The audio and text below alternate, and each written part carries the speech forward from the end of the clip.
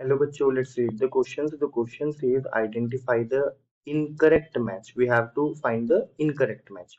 So here we are having three columns. Column one में हमें contraceptive devices की name दिए हैं. For example, Multilode 375, condoms, सहेली and LNG 20. Then इनका type दिया है, किस category में belong करते हैं. इनका mode of action हमें दिया है. We have to find out the incorrect match. And then we have to select any one of the given four options. So चलिए जानते हैं हमारा key concept. यहाँ पे जो हमारा की कंसेप्ट आएगा that will be our contraceptive methods. So we know that कि कॉन्ट्रासेप्टिव मेथड्स ऐसे मेथड्स होते हैं जो कि प्रेगनेंसी को प्रिवेंट करते हैं. They will inhibit the pregnancy. अब इसमें काफी सारे एग्जांपल्स आते हैं. फॉर एग्जांपल अगर मैं कैटेगरी वन की बात करूँ, so we have physical barriers. Physical barriers as the name suggest क्या होंगे, ऐसे डिवाइसेस होंगे that will prevent the physical contact between the male and female gamete. तो इसमें सबसे अच्छा एग्जांपल जो आएगा that will be our condoms that is used by the male, and then we have female physical barriers also, for example diaphragm.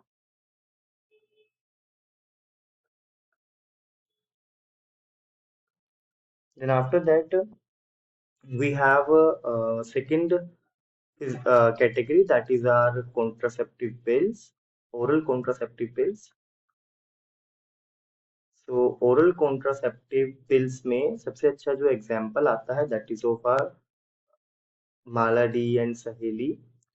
So these are the names by which the pills are sold in the market. और सहेली जो है इसके बारे में एक important point है that is it's a non steroidal pill. तो ये एक नॉन स्टेरॉइडल पिल है, non hormonal. So I should write.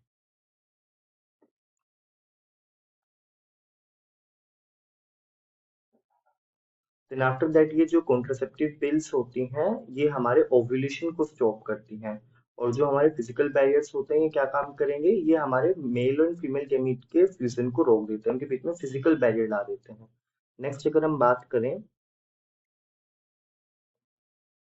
Third category की, so it will be our IUD.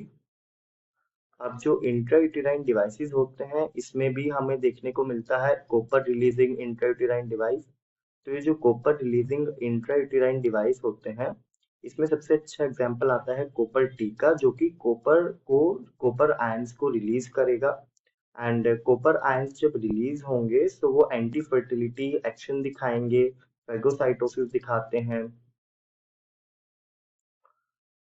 And sperm की मोटिलिटी को सप्रेस कर देते हैं. स्पर्म मोटिलिटी यहाँ पे सप्रेस हो जाएगी. देन आफ्टर दैट एक और इंट्रायूटेराइन डिवाइस होता है जो कि हार्मोनल रिलीजिंग होता है. सो हार्मोनल रिलीजिंग इंट्रायूटेराइन डिवाइस जो है उसका एग्जांपल आ जाएगा LNG 20. ये जो होते हैं आपके ये हार्मोन रिलीज करेंगे, फॉर एग्जांपल प्रोजेस्टेरोन वगैरह. एंड एज अ रिजल्ट जो एंडोमेट्रियम वॉल होती है उसको उसमें चेंजेस नहीं लाते, जिसकी वजह से आपका इम्प्लांटेशन वगैरह नहीं होता है. सो LNG 20 एक हार्मोन रिलीजिंग इंट्रायूटेराइन डिवाइस है. कॉपर रिलीजिंग इंट्रायूटेराइन डिवाइसेस का एग्जांपल हो गया कॉपर टी. इसके काफी एग्जांपल्स होते हैं. For example we have multiload, copper T 250, copper T 375. So there are different names, copper 7. So different examples हैं.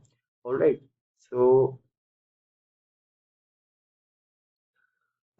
let's read the question. So यहाँ पे multilode 375 एक intrauterine device है. This is right. Phagocytosis of sperms and inhibitory effect of copper, and this is correct. Second हम बात करें condoms, barrier method होते हैं, प्रिवेंट करेंगे meeting of sperm and ovum. This is also correct.